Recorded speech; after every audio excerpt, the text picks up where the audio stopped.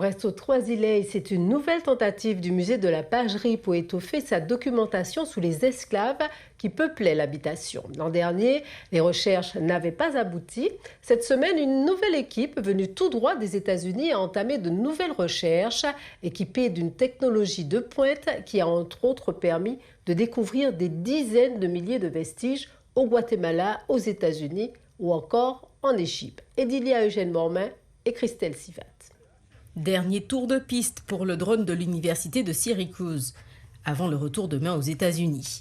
Programmé par ses 3 professeurs d'archéologie, il sillonne depuis 2 jours les jardins de la pagerie, centimètre par centimètre.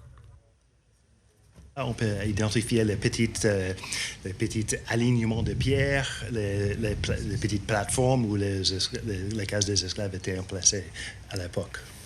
Car ce radar infrarouge fixé en dessous de l'appareil est capable de percer toute la végétation pour tirer une cartographie la plus épurée possible des sols.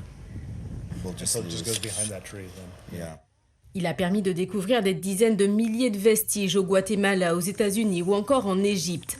Ici, on cherche une trace du vécu des 330 esclaves qui peuplaient l'habitation.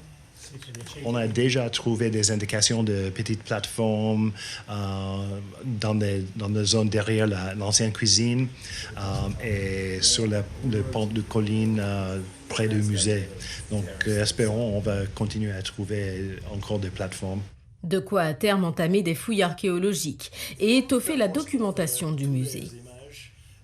Au lieu de mettre l'accent donc sur la vie de Joséphine et le fait qu'elle ait vécu ici, élargir un peu cette vision à l'ensemble des personnes qui ont vécu du coup à l'habitation de la pagerie, c'est-à-dire une population servile. Et les résultats sont encourageants, donc oui, nous espérons cette fois pouvoir mener à bien cette mission et obtenir les résultats que nous espérons.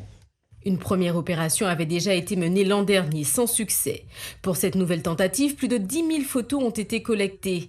Elles seront ensuite allégées une à une de toutes les informations superflues.